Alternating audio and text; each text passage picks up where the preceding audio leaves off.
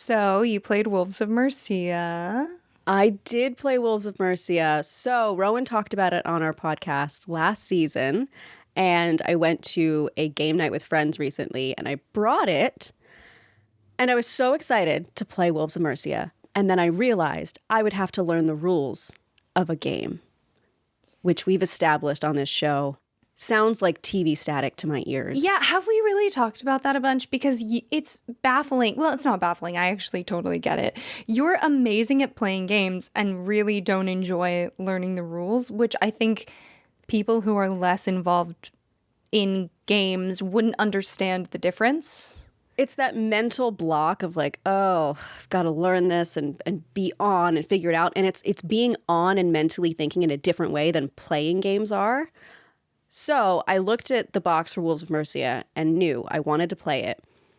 And so I sent a quick text to my friend, Rowan, and my friend, Spencer, and said, how difficult would it be to teach me the rules of Wolves of Mercia? Genuinely thinking, how difficult would it be? Is this something that can be explained in 5 minutes, or is this a more complicated thing? And I didn't answer because I was out and about. You were out. Within minutes, I get a text from Spencer that says, give me 5 minutes. And then he FaceTimes me and explains the entire rules of the game and even does it in a way which is my favorite thing. I didn't have to lie. I didn't have to play a role. I got to be the game master of the game, which meant I got to watch all my friends scheme, and I didn't have to stress at all trying to scheme along with them, which truly makes it one of my new favorite games we've played. Tracy, I think we've discovered your ultimate role in life. Isn't it God? Isn't that role like effectively God? Yes. It was great because I rarely DM in our friend group in any type of situation, so it was fun to get to be the one playing God. I love that for you. I'm concerned for the rest of us. No, don't be concerned. I'm a kind and benevolent God. Oh, are you? Let's start this podcast. Hi, I'm Rowan Hall. Tracy is God. Hi, I'm Tracy Harrison. I'm God. A kind and benevolent God. Your words.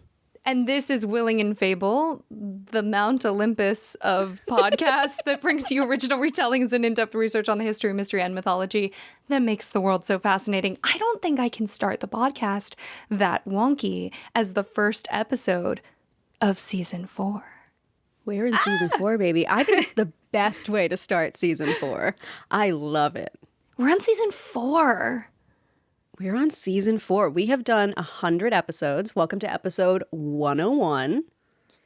That's so many episodes. It's so many episodes. But each week we research a topic from history or mythology, and then we write an original story to go along with that topic. So if you would like to support the show, think about giving us a review. It's a really great way to help new folks find the show, and we appreciate you taking the time to spread the word about our podcast that we have 100 episodes of. Speaking of reviews, can I read a review that we got on Apple Podcasts? Yes, please. All right. It says, Tracy and Rowan draw you in and make you feel like you're a part of a kind, nerdy family. This podcast is infinitely fascinating, comforting, and inspiring. Tracy and Rowan's stories and banter have both brought me to tears and left me breathless with laughter. This podcast has inspired me to be more confident and start revisiting my old creative writing inspired by and retelling mythology and folklore. I cannot stress how amazing and intelligent these two are, as well as how sensitively they approach darker topics and other cultures. All this is to say, thank you, Rowan and Tracy. Keep creating and sharing. The world is a better place for it. M21. So I saw this review, and I think I was having like a day. You know when you're just having a day? I don't think you were having a day. I know you were having a day. This review was so sweet, and the part that really stuck out to me was that we have inspired someone else to pick up writing again and to fall in love with that medium. And that really struck a chord in my heart. It's a shame that words are failing me on a podcast. It makes it feel like a creative writing club almost. And it also, I just think of all the times that writers that I admire have spurred me back to my own work. And the idea that someone said that we did that for them on the internet, and then we got to read about it. Mind-blowing. It's baffling. Yeah, because I find it so flattering because I get really inspired by things that I read that are different than what I know how to do. You know, when you get into a rut of when you're creative, if you're doing art or writing, you can kind of get into that rut of I lean on my skills, I lean on the things that I'm used to doing, and then something sparks that inspiration that makes you want to try something completely out of your comfort zone. To the idea that we could be that for someone else was what really got to me.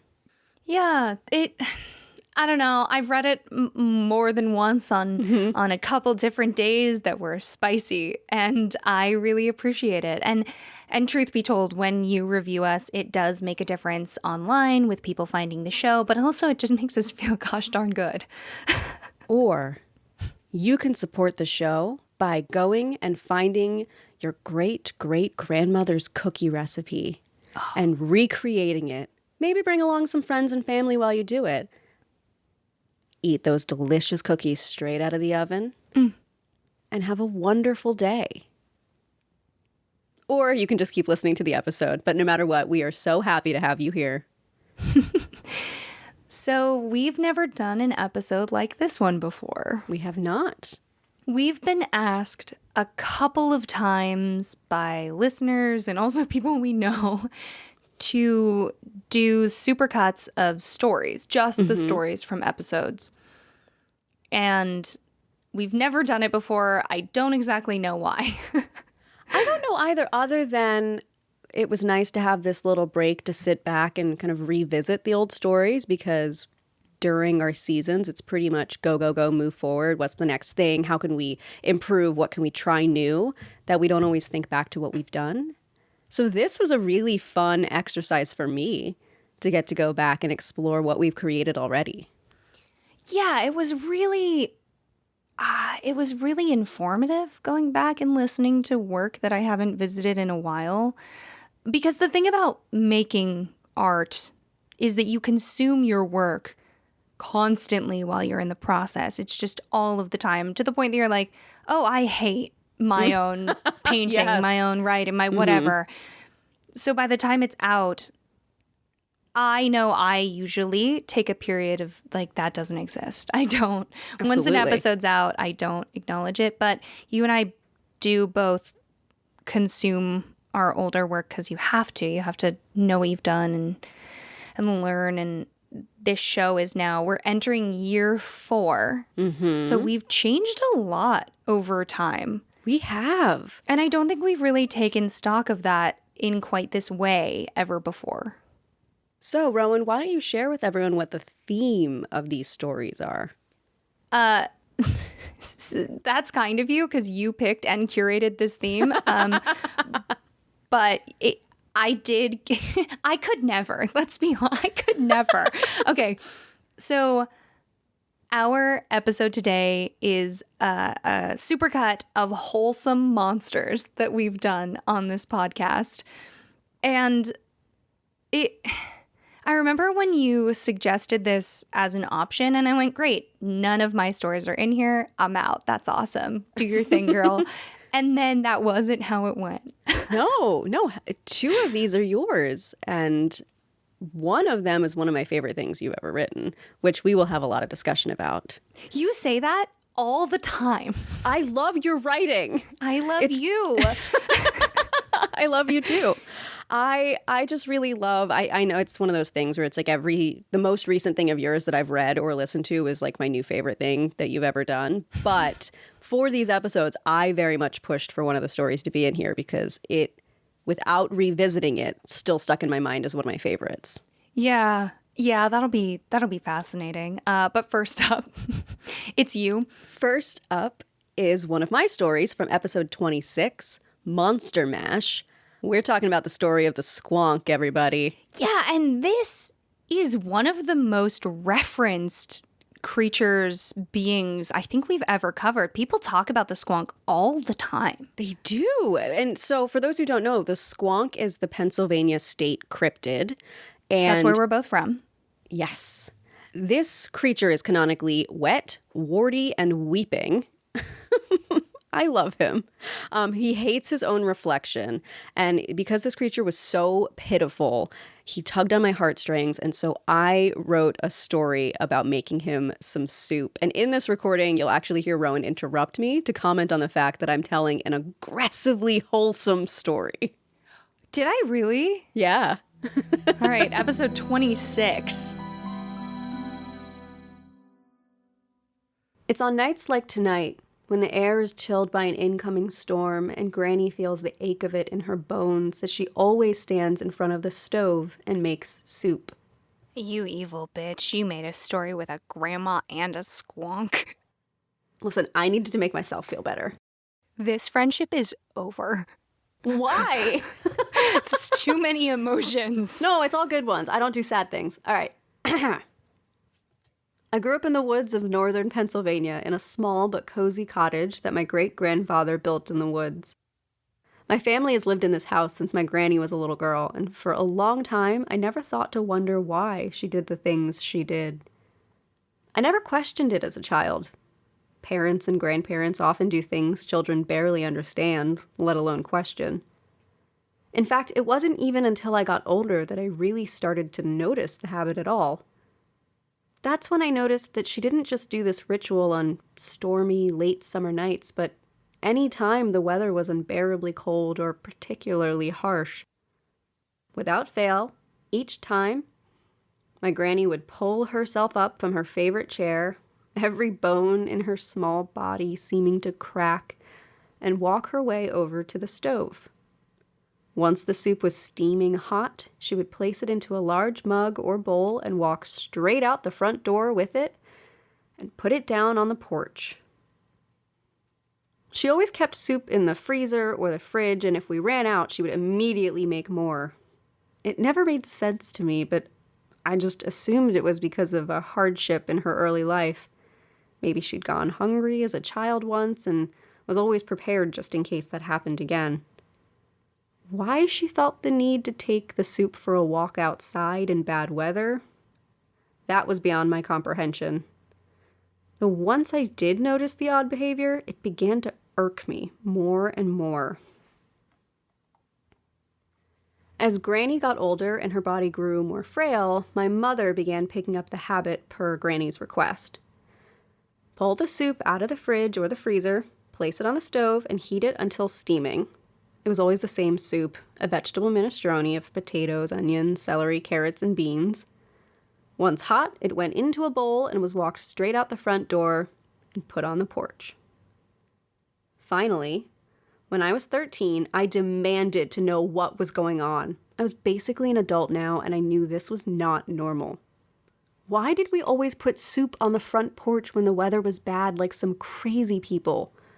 What were they doing, hoping the weather gods would take the soup and make it suddenly stop raining? None of my friends' families did this, so why were we doing something so weird? My granny burst out laughing at my tantrum, and my mother just stared nonplussed. Granny told my mother that it was time I heard the story. But my mother replied that it was just a silly folk tale and that all of this was ridiculous, but Granny insisted that I should know. I resisted the urge to ask no what. I was afraid that any more outbursts would get me sent to my room. So I sat on the love seat opposite my granny and noticed that she looked so small in the light of the fireplace. The warm glow reflected off the seemingly translucent skin of her slender fingers wrapped in the knitted blanket on her lap.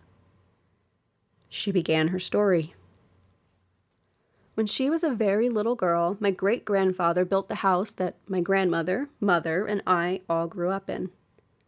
Things were different back then. If I thought we lived in the middle of nowhere now, this is practically the city compared to what it was.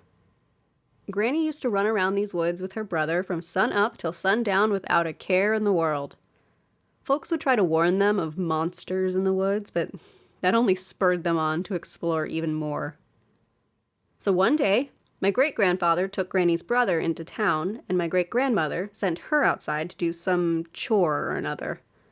She quickly found the task boring and went off to explore on her own for a bit. She went jumping and climbing and running all around the woods for a few hours before she eventually got herself into some trouble.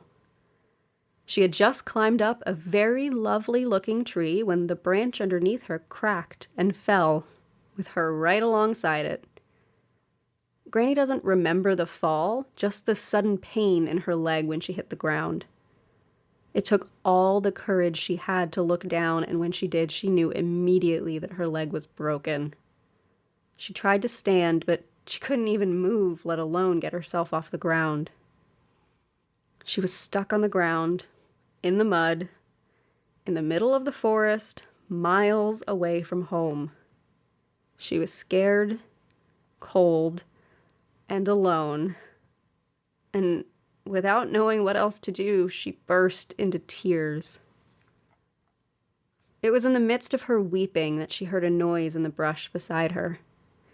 She whipped her head to face the sound and let out a squeal of surprise at what stood before her. A hideous, slimy creature with sagging skin and small warts on its body. The creature let out a little yell just as she did upon seeing it. It dashed back behind a bush, shaking in surprise as little droplets flung from its loose skin. It had a small snout like a pig and a rounded body that ended in a nubbish little tail. It was too wide to fit behind the bush, so its ears and sides poked out from the edges, clearly visible to Granny. It just stood there, shaking, for a few moments before Granny realized that it wasn't trying to hurt her. She called out to it, this time in a gentle voice, asking it to come out of hiding. Slowly, the creature came out of its ineffective hiding spot and made its way towards my grandma. It had large, round eyes filled with wet-looking tears, and a trail of liquid followed as it walked. It approached my granny slowly and cautiously. All the while, she gently urged it forward. "Hello there, little one. You're just as sad and scared as I am, aren't you? What are you doing out here?" The creature didn't respond to Granny, but its sad, large eyes looked over her. It noticed her leg, the ankle now swollen to a large and angry-looking mass. "I'm hurt," she said, as if confirming what the creature seemed to already know. Could you help me? I can't make it back home by myself, and I'm afraid I'm rather stuck here otherwise." The creature was surprisingly quiet as it moved towards my granny. It hesitated before her as if it was afraid of what might happen should it come too close. She reached out her hand slowly so as to not scare it away, and when she touched its skin, she was surprised by the way it felt. It felt similar to when she and her brother would pick up toads in the woods, although it was slimier than a toad, but the feeling wasn't unlike the small creatures. She was surprised. She expected it to feel worse based on the trail of liquid that followed the creature, but it wasn't as bad as she expected. The creature leaned into her hand and then moved forward and shuffled its round little body under her arm and pushed up off the ground to help her stand. She wobbled for a frightful moment before finding her balance and resting much of her weight on the creature's back. "You did it! I'm actually standing! Oh, you magnificent creature, you did it!" She exclaimed this in pure joy, and the creature, clearly delighted by her response, let out a sort of honking sound. It was a mix of a squeak and a low honk that caused Granny to let out a laugh. "What an adorable laugh you have, a squonking little sound. That's it! I'll call you Squonk. How does that sound, friend?" In response, the creature wiggled slightly and made more of the honking laugh, clearly pleased.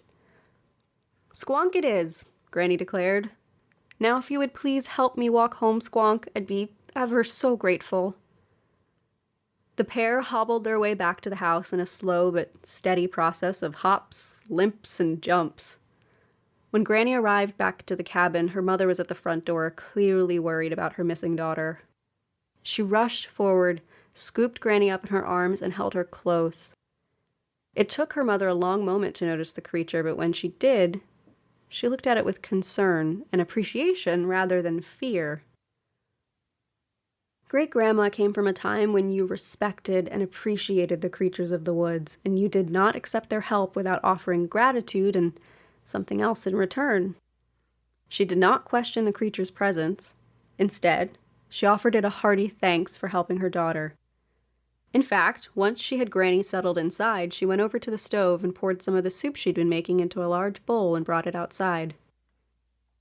Squonk was hesitant at first, but eventually made its way over to the bowl of delicious food. As soon as it realized what was being offered, it scooped up the bowl and scurried happily back into the forest just as the sun fell below the horizon. The next morning, a perfectly clean bowl was left on the front porch.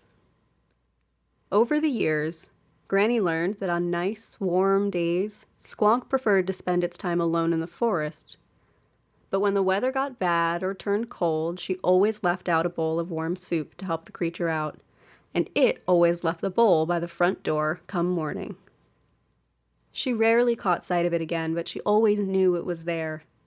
Sometimes it would even leave little gifts along with the bowl, such as a shiny rock or a particularly pretty feather. As Granny finished telling me the story, my mother handed me a bowl of hot soup. She whispered for me not to take the story too seriously, as it was just a folk tale passed down through generations. Still, she suggested I put the bowl outside anyway. At least the raccoons might enjoy a nice meal, and it would make Granny happy to see me do it. So I got up and took the bowl outside and placed it on the edge of the front porch. It hadn't started raining yet, but the sky was growing darker by the minute. I sat on the wooden swing, staring at the bowl of soup for a few minutes while waiting for the sky to open up and start a downpour. When I first saw the pair of eyes glinting in the fading light, I assumed it was a wild animal who caught scent of the food. But I was wrong. Out of the tree line came a creature I couldn't have imagined if I tried.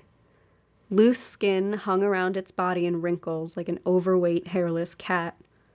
A small, upturned snout sat below large, wide-set eyes. It had small warts along its body, and every single inch of it was covered in a wet-looking slime. I hesitated when it saw me, just as it did when I laid eyes on it. We stared at each other for a long moment before I spoke. "Squonk? Is that you? My granny told me about you and how you helped her. Thank you for what you did. My mother doesn't believe you exist, but I can see that Granny told the truth. You don't have to be afraid here. We're your friends. I promise. You will always have a friend here." With those words, Squonk came forward, took the bowl, and rushed back off to the woods. As it left, I noticed that a small geode sat where the bowl had been. I picked it up and walked back inside, and as soon as Granny saw what was in my hand, she smiled. "Squonk likes you," she said. "I think we will see more of it from now on." "I hope so," I replied, turning the geode over in my hands. It sparkled in the warm light of the house. I like to think I made a new friend.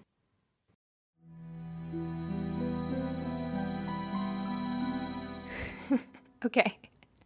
The Squonk story has what I consider to be the 4 hallmarks of a Tracy story. Okay, all right. I have 4 hallmarks. This is exciting. What are the 4 hallmarks of a Tracy story? 1, it's wholesome. Yeah. It's cozy. It ends well. It's adorable. It's wholesome. It's good. 2, there's a grandma. I was about to challenge you to be like, I don't write about grandmas that often. I do. I love a grandma. You do. I do. You write about grandmas frequently. And even the characters that aren't grandmas are kind of sometimes still grandmas. Because I am sometimes still a grandma, and you write what you know. She's not wrong. 3, family rituals. You love a family ritual. And then 4, because they're related, food. Oh, yeah. Yeah. You love a family ritual with food, too. But like the molasses flood has some of that. Oh my God, you're totally right. We were just talking about the molasses flood. We were just talking about the molasses flood. This is fun to do because we dug through so many of our old stories that I also found some trademarks of Rowan storytelling. Uh-oh. And that's was cool to dig into. Your stories are very they sort of weave themselves in unique ways, and everyone has the through line of a consistent character, but that character is always very different. And then there are just the difference is that, you know, obviously not the happiest endings I would throw in there as a Rowan hallmark. You love a good sad story. But I would say your writing has this air of otherworldliness to it that is very grounded in reality. And I don't know a more succinct way to put that. That's interesting. Okay, because I think of your stories as being like bedtime story vibes. Although the bed is in a cabin on the edge of a very scary wood. Right? And magic is real. That's where the bedtime story is being told. Absolutely. And I love that place and I want to live there. Yeah, I just love the Squonk because when we have monsters and cryptids, you and I tend to take kind of a weird look at them just because monsters are a really fun opportunity to do that. I'm thinking of Crack's Dragon when we exploded a dragon.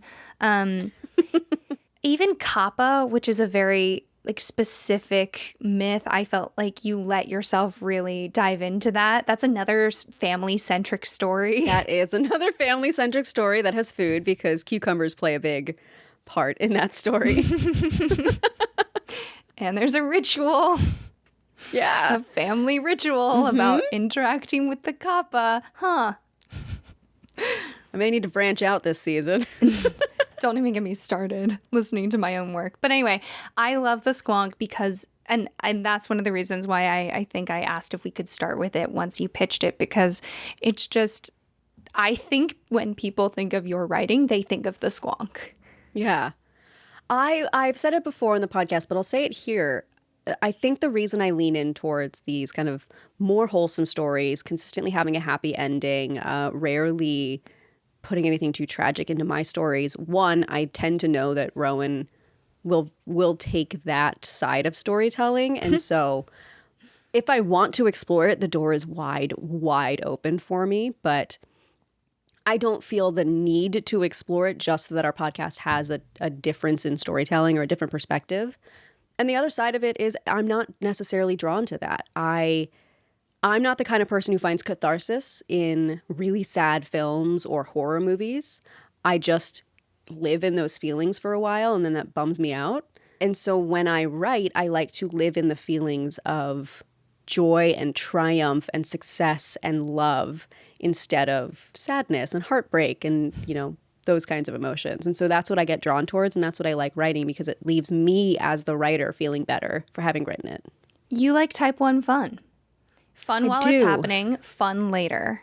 And I don't know if we've talked about this on the podcast because we've talked about it in our own lives, but you like type 1 fun. You love those like bright moments, which is one of the things that I love about you. I love type 2 fun. I like sad things for fun purposes. Yes. Yes, you do. And you find great enjoyment in that. It makes us good co-hosts. Yes. So by that token, actually, we're going to go back to the same episode 26, so early in our time podcasting. That episode was Monster Mash. I covered gargoyles, and I was not as wholesome as Tracy. Thank you. This one is not, I would say this one is not very unwholesome. This is a really good example of a story in which you take that sense of unreality and ground it into something that is very consumable in the way you describe Monster and his perception of the world, because it is such an inhuman perception, but one that I as a person connect to. I loved this story so much that I drew fan art of your character after it. That's how much I loved this story. Monster's just my little guy. I love him so much. And I don't know if listeners loved him as much as we did, but I'm still very dedicated to him. I am too. I love that boy.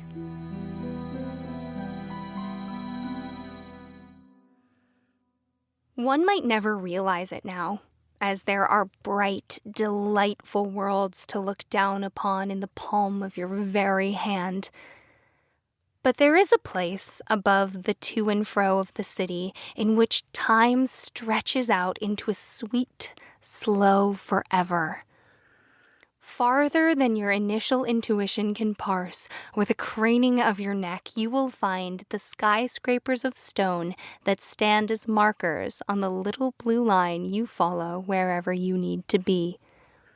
On one particular tower, Notre Dame, perch legions of wild-faced creatures, carved of stone and frozen in positions of warding.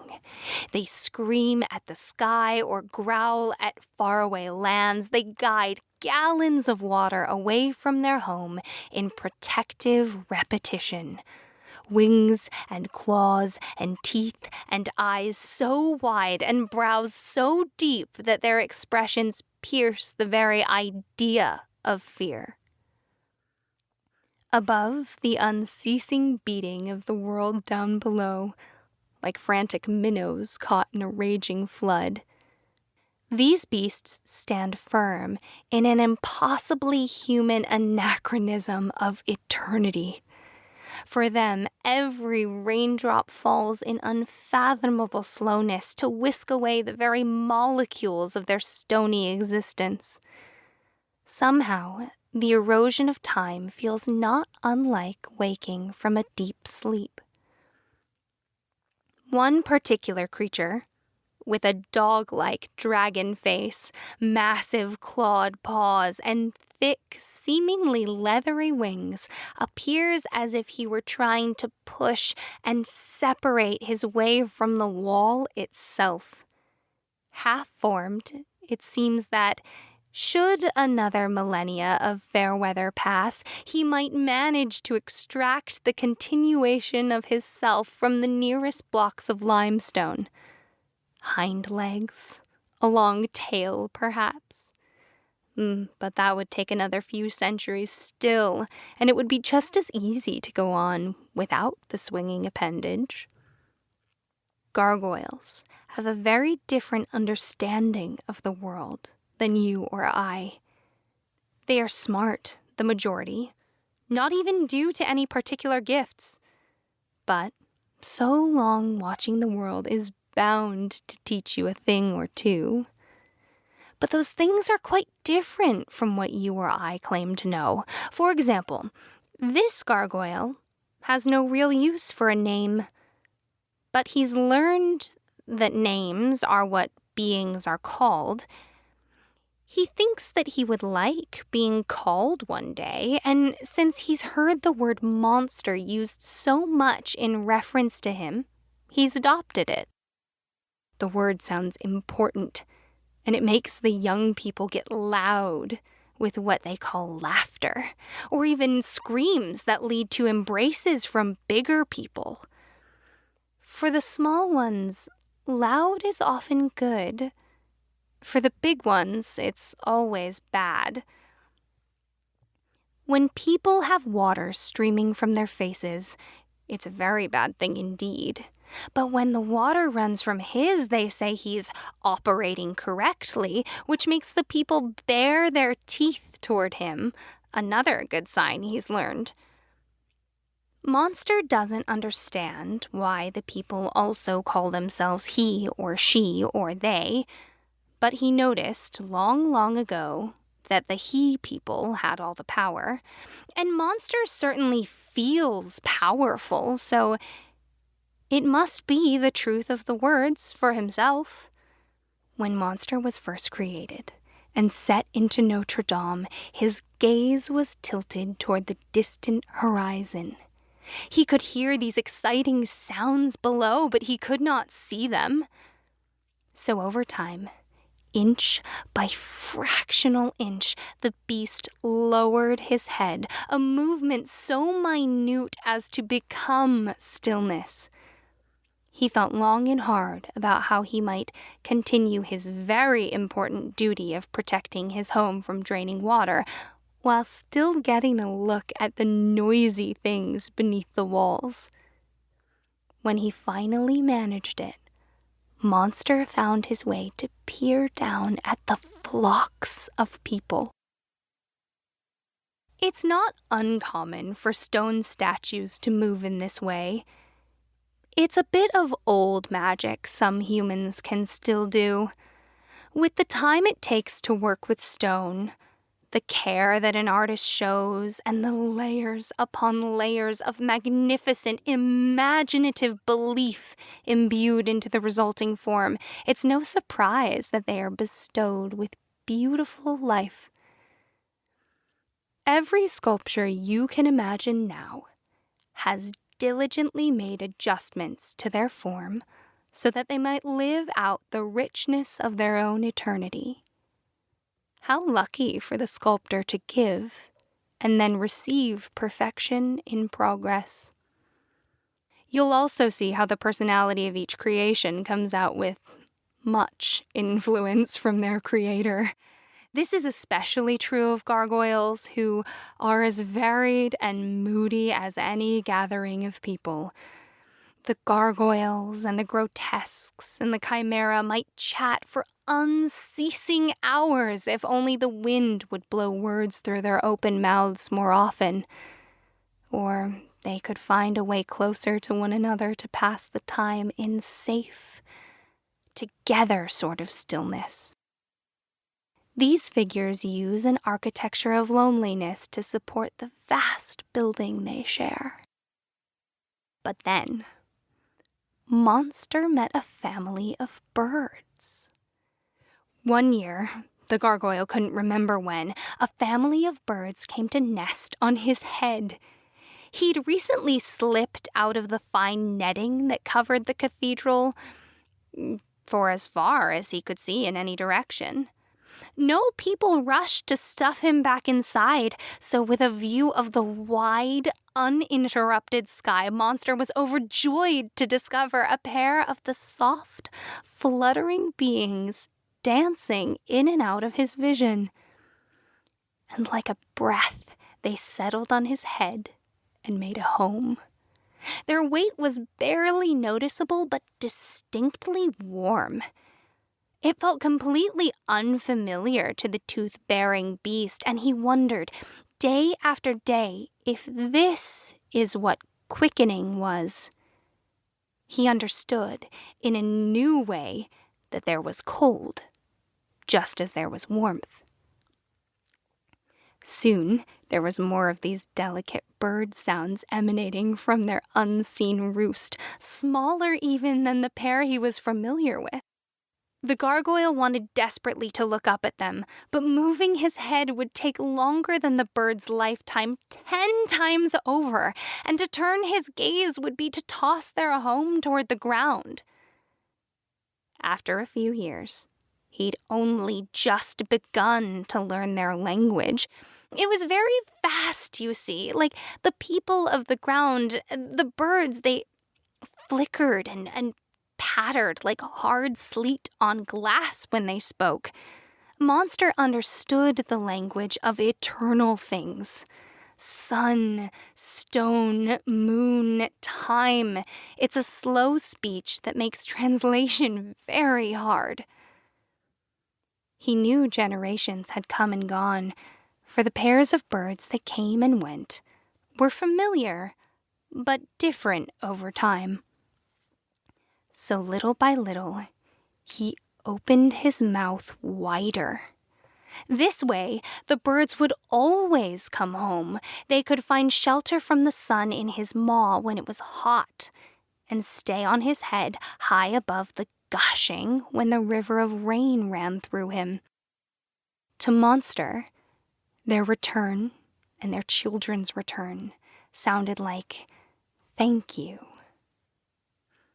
One day, that seemed the same as so many before, Monster directed his attention to the activity occurring on the tip of his nose. The large birds were encouraging the small ones to leap into the sky. It was always a bit of an ordeal, but never lasted long. He knew now the sound of their joy when the air first lifted the young ones toward the sun on their very own wings.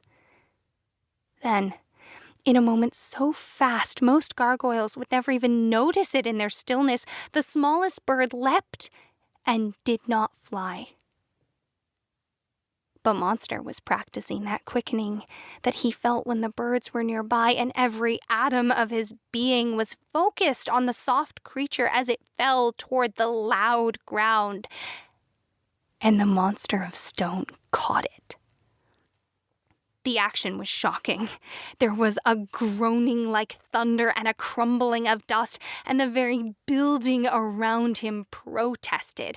Monster never knew that such quick movement was possible, and as soon as it was done, he could not remember how he even managed it at all. But there was the little bird, flustered and small and safe in the outstretched embrace of his paw. The little bird flew away not long later. Birds are meant for flying, after all.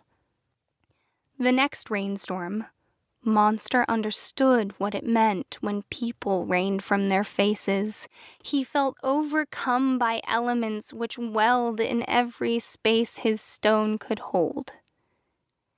He decided then that he would never lower his outstretched paw. He caught the flightless bird destined for the fast, horrifying ground, and the small, quick creature of softness stayed in his horrifying claws, safe in the slow above, until it could fly. And after the bird flew, it came back again to build a nest, this time in his embrace. It found another bird, and now they kept their family right there, so close before his wide stone eyes that he could know them, speaking in confusing sounds and actions, but so very close. He began to understand the birds in a new way. Through their soft pressing to his cheek, and their attention to his cleanliness, and their confident wait when they slept unafraid. Monster knew, with only one arm against his home of Notre Dame, that this was the beginning of his end. He felt, for the first time, the inescapable pull to the ground that all of the fast creatures know. But he never moved his outstretched arm that held the nest. What the bird said to him in its tender, quick way, he would say, strong and slow, for every moment that eternity allowed him. I love you.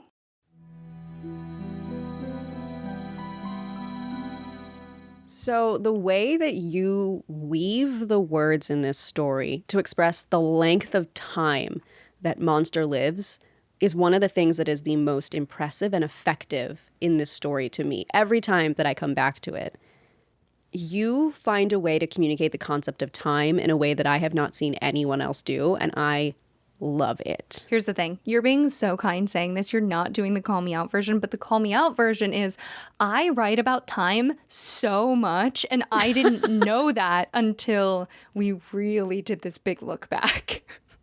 You do write about time a lot, but I find it endlessly fascinating because it is not a consistent perception of time. It's the perception of time from creatures who live for a second or creatures who live for millennia, and what that feels like and how that looks. But yeah, see, I think you do the way that I would say I have an interest in families and rituals. You have an interest in death and time. Put it on our crypts, ladies and gentlemen, the Willing and Fable crypt. Monster reminds me of one of my favorite D&D characters, Pants. Oh my God, Pants. I love Pants, and I never even got to play with Pants. Pants is a warforged robot who just wants to be a person. He in the world that he was created in, robots aren't viewed as sentient beings with thoughts and feelings and like personhood. And he is a soldier, so he knows that people wear pants because robots are not allowed to wear pants. So he calls himself Pants, and he's on a quest to get pants so he can be a people. I love it so much. I love it. In a campaign I played once, Jamie played a character who was very similar, where every single thing that he interacted with that he loved, he took on as a name because he came from a collective where he didn't get his own unique identity. And so by the time we were done with that campaign, he had the longest name that included like coffee and I think like his first name was Andrew or something, where it was like that was the guy that rescued him. And then he loved coffee and he loved jackets, and it just kept building and building and building. All the things he loved became part of his name. That's so cute. It was a really cute campaign. I love creatures, and my gargoyle is a really good example of this, that are on quests for personhood and trying to define themselves. And in this story in particular, the way that Monster chooses his own gender and the very specific choice to include that and the thought process behind it was brilliant. Thank you. We do love to talk about a gender. We do love a gender. And having the perspective of something that's human is a really great way to point out, at least within the scope of the story without malice, the idea that like, oh, well, the boy people have more rights, so I want to be a boy. Which, that hits different. It does hit a little different a few years later. But he also chooses the name Monster for himself, which I found a particularly emotional moment in the story to me. Really? Why? Tell me more. The idea of taking the thing that people call you and adopting it into an identity that you can be proud of is really special. Yeah, I think that that's something that we see in the queer community a lot, especially online. I think minority communities are put in positions where they either feel that they have to do that or that's something that feels really useful to them. I just being on the internet, you kind of see that happening. You do. And there is something in the opportunity to choose your own name where you can really take an action that will serve you. So something that feels rebellious or something that feels comforting or something that feels strong or soft. Like you really have the choice to kind of not only define yourself in the name, but define yourself in what the name does for you. Yes, you get to reform who you are as a person through your name and how you interpret it and how you want others to interpret it.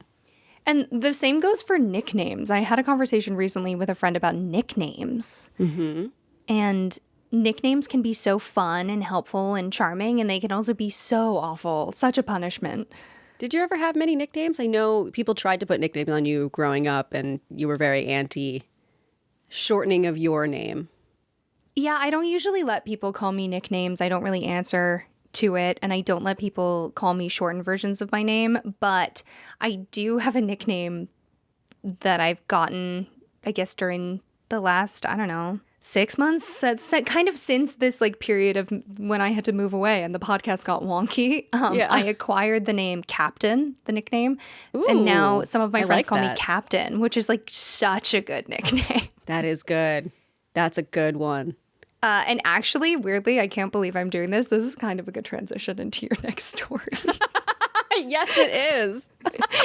I'm sorry, everyone. That was beautiful. Okay, the next story that we are going to share with you all is from episode 23, Stories from the Sea. And this is the story that I wrote about the Kraken. This story was inspired by the Jonathan Colton song, I Crush Everything, which is about the Kraken trying to give hugs. Oh, I forgot that it came from that. It did. I forgot too until I went back and re-listened to the story and I talked about it in that episode. But I took that concept of why is the Kraken trying to give a hug? What would that look like? And then it turned into the Kraken as a mother figure, seeing giant ships in the ocean as her little babies that are just being reckless. So she's grabbing them and hugging them and pulling them down into the safe depths of the ocean. Okay, so we have family.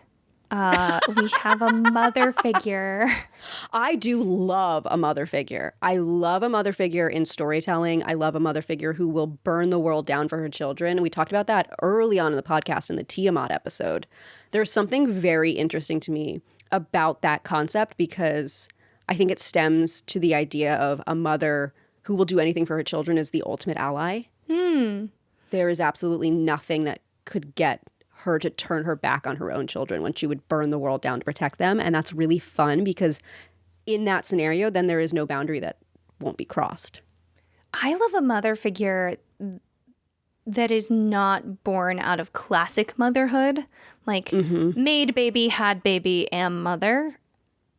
Taking on a mothering role in society, not even through children or not even through the children that you are raising, but kind of this wider understanding of what motherhood can look like. And so I really like it when you explore topics like that. Like, I feel like, I can't remember, this is so difficult because you and I talk all the time.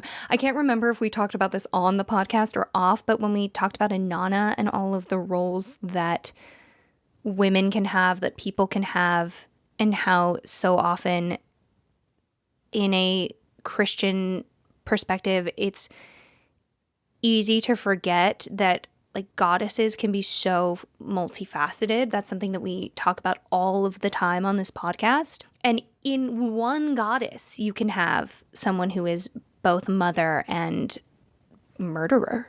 Yes. Yeah. Well, same with Tiamat. Tiamat and Inanna are that duality of life giver, life taker. Inanna is the goddess of love and war. You have Tiamat, who starts out her own story as this mother and ends it as the villain. I find that endlessly fascinating. So we got a mommy giant squid. First and foremost, I am a mother. They say all sea monsters are my children, but I take offense to that term, monsters. My children are not monsters. They are beautiful creatures living their lives as best they can. I care for all of my children, and I want them all to be safe and happy. Which is why I cannot understand these silly, foolish children of mine who float so close to the surface. They ride above the safety of the water like they are asking for death to welcome them into its embrace. As a mother, it pains me to see them so pointlessly risking their lives by choosing such a dangerous path. I know they are my children. I can tell it by their size. They are long and rounded with bellies that stick below the surface of the water and long, straight arms that stick up from their backs. They have smaller creatures that seem to live on them as well. These creatures, I too will care for, as any friend of my children is a friend of mine. I admit, sometimes I may be a bit rough or a bit harsh, but I'm only doing what is best for my children. When I see them gliding carelessly across the top of the water, heedless of the danger it presents, I can get a bit frustrated. After all, the sun is a dangerous thing, the air outside the water is toxic, and who knows what monsters live above the surface. So when I see one of my children choosing to be so foolish, I rush to their aid. I swim to the surface and, yes, maybe I say a harsh word or two, but it's only to let them know that I care about their safety. I'll swim beside them for a bit, and they usually ignore me. So then I'll pop my head up to see what they're up to. Sometimes this is all it takes, and they come right over to me, but oftentimes they ignore this as well. That's when I take matters into my own hands, or tentacles, as it were. I come up out of the water to let them know that I mean business, and I wrap my arms around their body. I want them to feel how much I care when I hug them, but also that I am not playing any more silly games. They're usually stiff and unrelenting, but so are many of my children. I suppose it's a trait they got from me. Often, the tiny creatures that live on them will bite me, but I don't mind. They're too primitive to know what I'm doing is for the best. These are merely parasites on the backs of my children, nothing to concern myself with. So I let them bite and claw at me as I hug my child and start to bring it back down to the safety of the water. I drag them down under the surface of the water, pulling them, sometimes against their will, back to the safety of the ocean's depths. They may not appreciate it now, but children rarely understand their parents when they're young. As I drag my child deep, deep into the depths with me, I remind them that I'm only doing what's best. Like I said, I am a mother, and I love all my children, even the foolish ones with little parasites that bite. And I will never stop trying to keep them safe, even from themselves.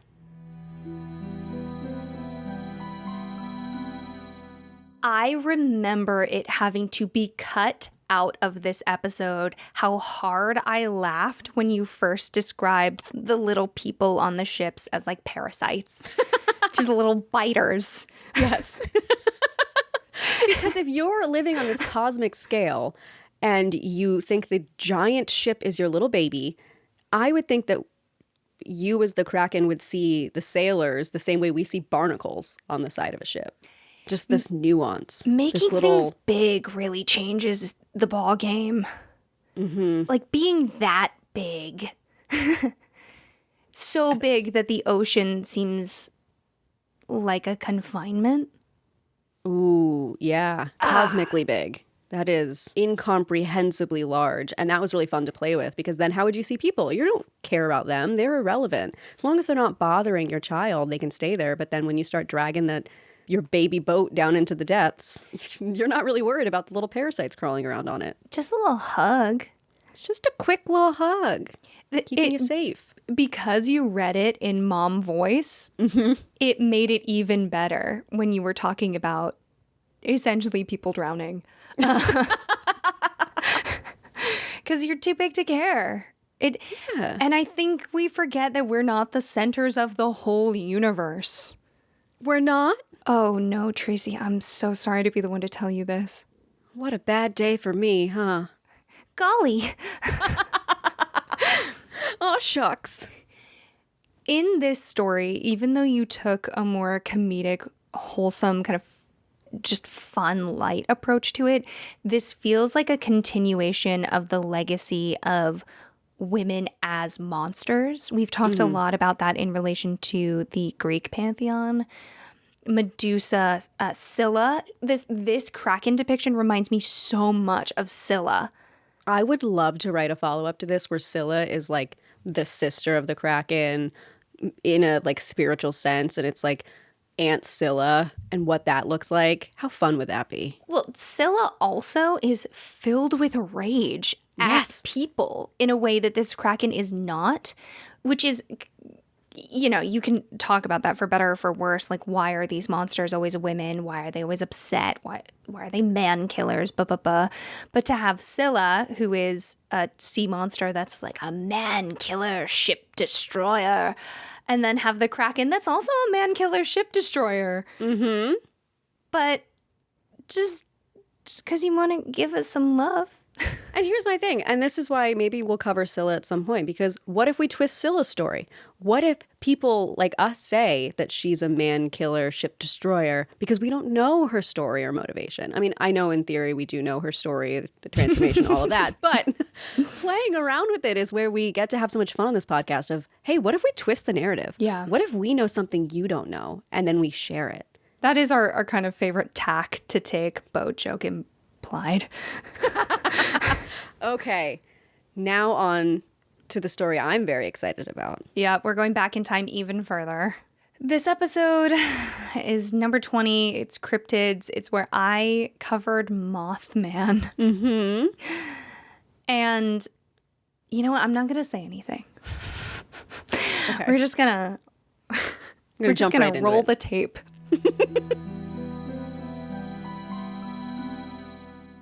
The following is a series of cut-together recordings left on the Point Pleasant Register voicemail. Hey, I'm Daniel. I've lived in Point Pleasant for my whole life, except college. My platonic life partner, Kristen, she bakes those epic cupcakes for the festival every year, the ones that raise so much money for the animal shelter. Anyway, we used to get your paper delivered before everything switched to digital. That's why I wanted to call in to set the record straight about Mothman. I know, that's like the most unoriginal thing to ever mention in Point Pleasant, but just like, hear me out because my perspective is really valid, and I don't think a lot of people are looking at this situation as being sharing this planet with all creatures. So, I grew up with Mothman. And I don't mean grew up with the stories of Mothman. I mean, I did. But I grew up with literal Mothman. He's my dude. He's my roommate. I knew him when he didn't even know how to use the oven yet. And it's honestly such a gift to have gotten to know him as a man and not just a moth man. So first off, I think it's pretty sexist that you all decided Mothman is a dude. My dude is a dude, but your Mothman, the one those gravediggers and teens and everyone saw, was a moth mom. She, her pronouns are also applicable to the cryptid community, and I think it's such crap that we all just assume the first one we see is male, and then maybe that male gets a female because we just force heterosexuality on them. Like, for the record, I knew a family of Bigfoots that had 2 lady moms, and there's definitely a ton of ways to have a family in the cryptid community. But back to Moth Mom. She and Moth Dad and my Moth Dude had just moved into Point Pleasant, and they weren't the best at blending in yet. Even the most basic glamour takes years of witchcraft study, so you can understand the problems they faced. But Moth Mom is super caring, and she just wanted to check out the area to make sure it was safe for her family. And she did it at night so people wouldn't freak out.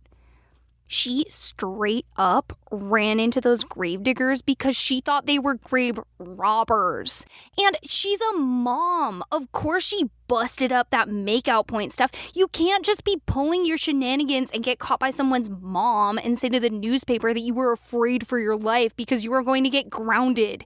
You drove over 100 miles per hour, dude. You're lucky she followed you back to make sure you were okay. Now, we gotta talk about that horrible Silver Bridge disaster. First of all, our local moth family had nothing to do with not maintaining critical local infrastructure. That was a horrible tragedy, and I don't think it's cool to try to blame it on some being that you don't understand just because you're scared. Some people definitely did see Moth Dad that day. He also has to commute to his job because, capitalism and cryptozoology are not mutually exclusive. When the bridge collapsed, he tried to help do some good, rescue some people, but being a very large flying creature is distracting, so he had to bail so that all those rescue workers could save lives. After that day, the family really tried to lay low since Point Pleasant was going through so much, and they didn't want to scare anyone when the whole town was so sad, Super considerate. Obviously, I wasn't born yet. Moth folks mature at a way slower rate, so my dude was a kid for a minute. Okay, so after that, I don't really know who sighted who when, but I just want to add, they never stole that dude's dog. I won't speak for the whole paranormal creature community, but the Moth fam has always had at least 1 or 2 cats for as long as I've known them, and they love those little fluff balls so much. Right now, they have 2 black cats because, black cats are less likely to get adopted, which is so thoughtful of them. Kristen helped match the family with the kittens because, she works at the shelter. Anyway, the cats' names are Strickler and Keel because, how sick nasty is it to name your pets after the bros who wrote books about you? Anyway, I don't want to take up too much of your day, and thank you so much for listening to this. Super cool. I just want to update you on a few things because I think it will make some people who are scared feel like way chiller. First off, Moth Mom and Moth Dad moved away. They lived for so long, so they had to like mix it up a little. Obviously, there's more than one moth family, so it's totally possible some of the other sightings around the world are other moth people. There's also a super cool crew of moth dudes in Chicago, and they host the best movie nights, so like check that out if you're ever in the neighborhood. Mothman, my moth bro, still lives in town. I'm not going to tell you where, so just like chill. But they all come into town for the festival every year, like the whole family. It really makes them feel so good. You have no idea. Like, how cool is it for them to be able to just walk around as themselves for the weekend without anyone spazzing out because there are so many people in costumes? So, keep an eye out, I guess. Oh, and y'all better watch out because Mothman and I are going to dust you all at this year's pancake eating contest. We are practicing. So cool, yeah. Take care of yourself, reporter person, and like happy Halloween.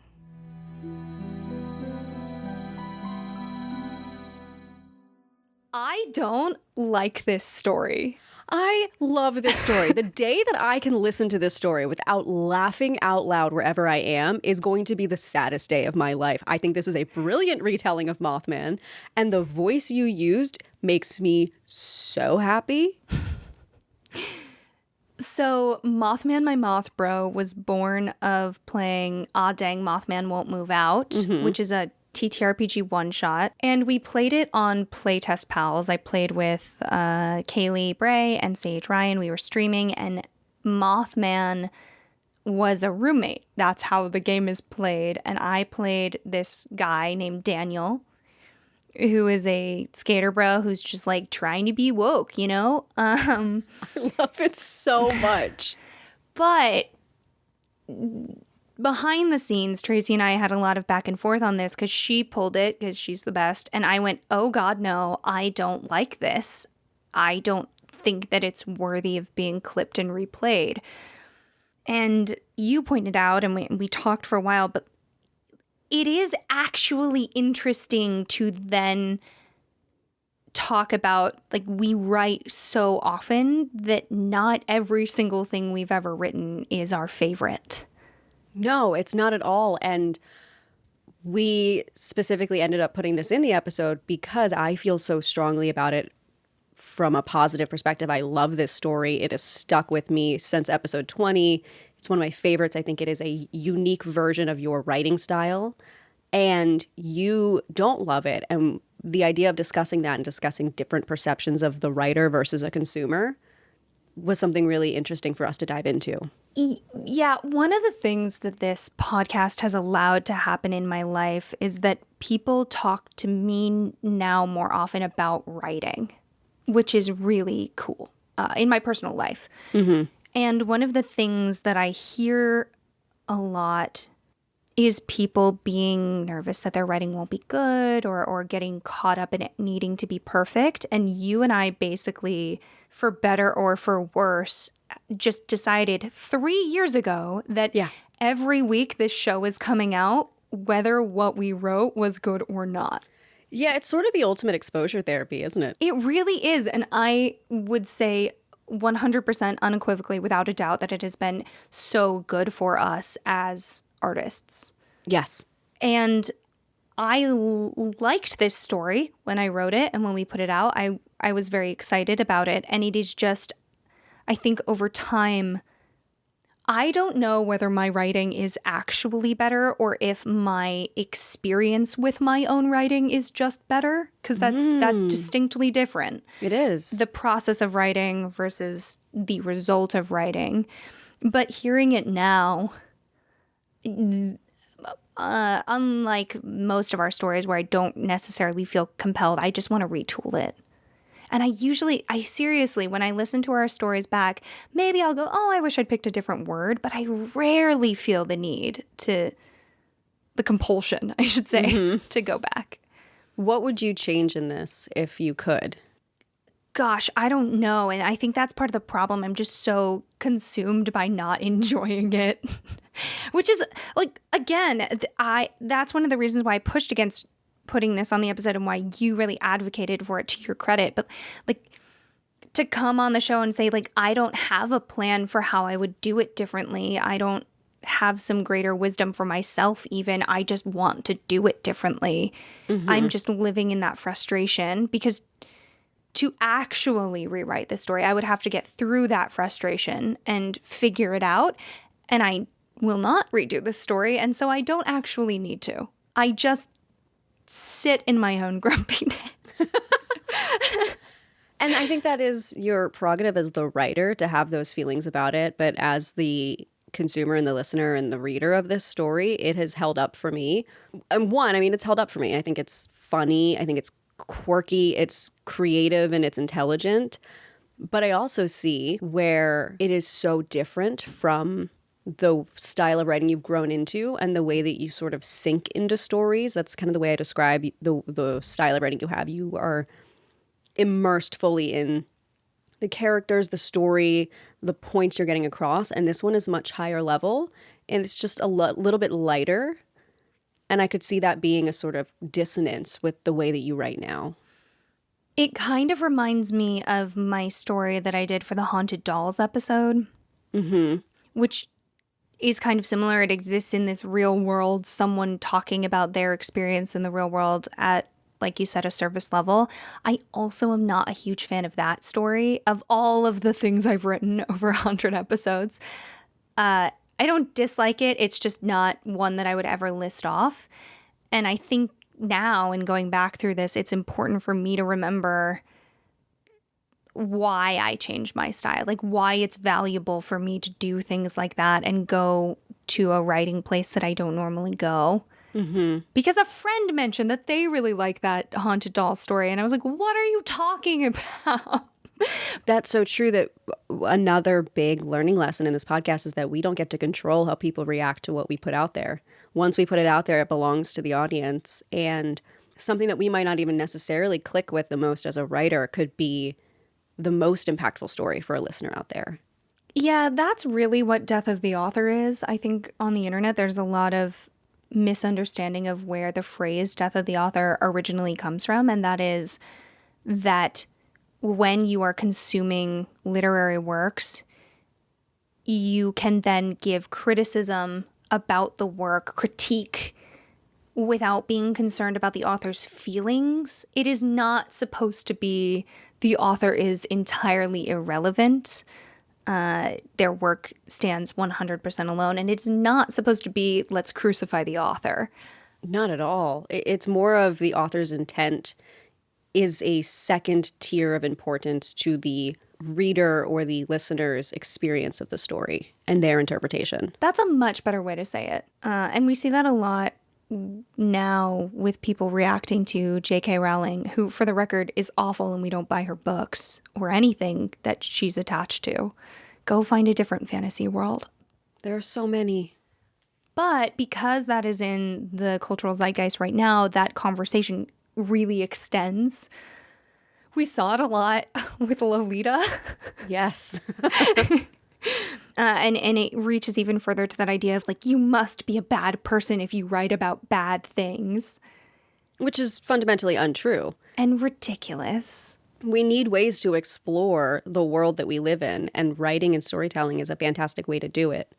So you might not always be writing about the greatest thing. I know I'm not someone who always writes about the big bad evils in the world, but that's more of a personal choice because I like to sink into other things. But to explore the darkness in the world is so important and valid. There is also an advantage to the fact that you and I write every week about different topics, and that has freed us up so much to not have the weight of having to put every good idea you've ever had into one piece of writing.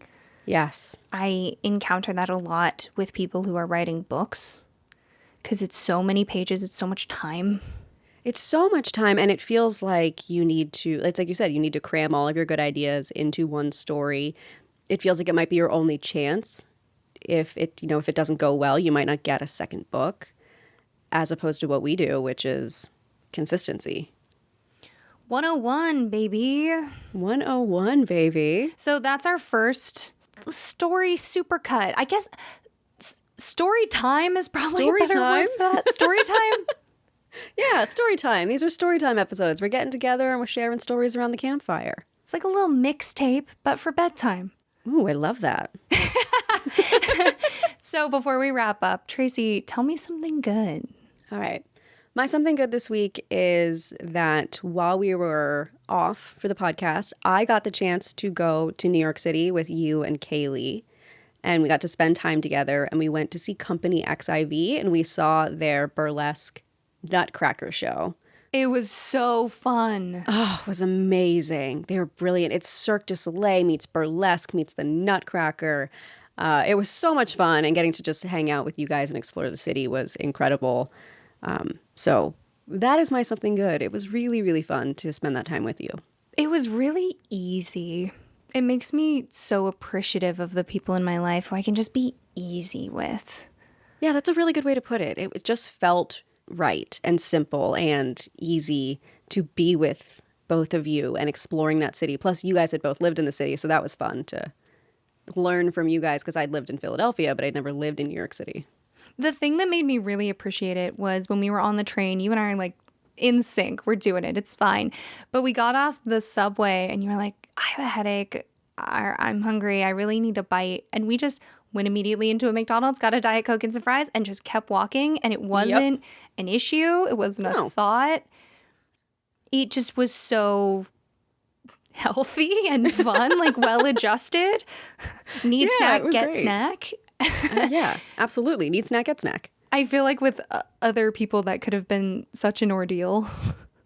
Oh, yeah. I totally see what you mean, where someone like doesn't want to voice their needs or their concerns and then gets to the point where they're not feeling well. And I was like, no, I have low blood sugar. I just need to pop in real quick.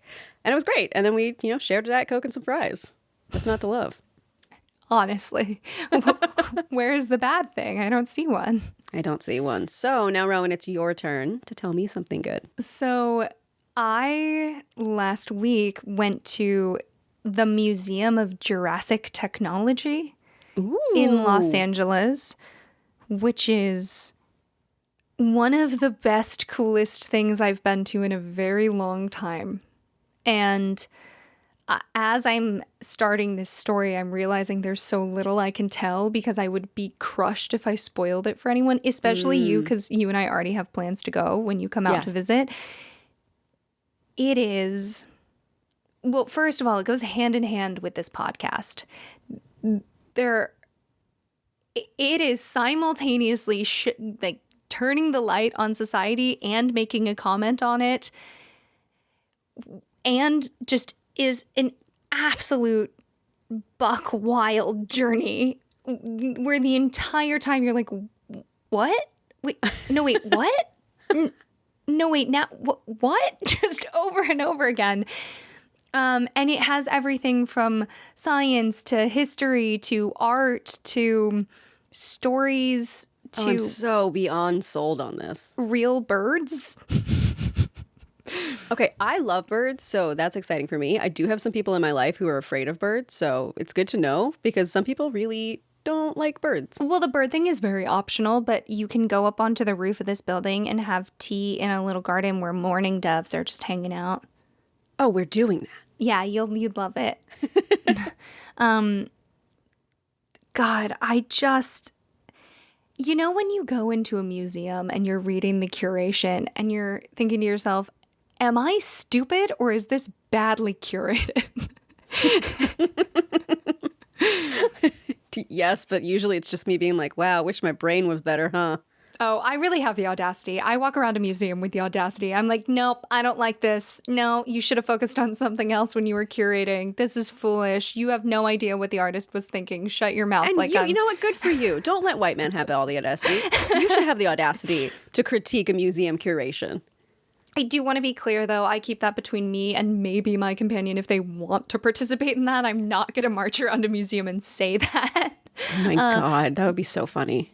But the Museum of Jurassic Technology takes that feeling of like, am I stupid or is this curation confusing, and just runs with it. Oh, I love that. Oh, I love that. So getting out and doing stuff in the world, man. It's pretty nice. Witches, man. Witches, man. All right, everyone. Thank you for joining us for episode 101. And remember that stories grow with the telling. So if you like what we do, tell a friend. Or tell a foe. And we'll see you soon, okay? 101! 101!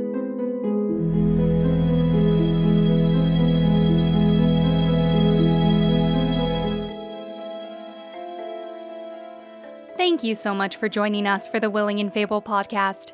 This episode was written and produced by Tracy Harrison and Rowan Hall. That's me. Our logo is by Jamie Harrison, and our music is by Taylor Ash. If you ever want to watch or read what we're reading, head over to willingandfable.com for our show notes and custom merch, or find us at Willing and Fable on Instagram, Twitter, and TikTok to join the discussion. We hope you'll rate, review, and subscribe to our podcast using your favorite listening source. And check out Willing and Fable on Patreon, where we have more than a few surprises for you, including custom artwork, stories, and access to our secret Discord channel. And of course, join us next time for another round of original retellings and in-depth research on the history, mystery, and mythology that makes the world so fascinating.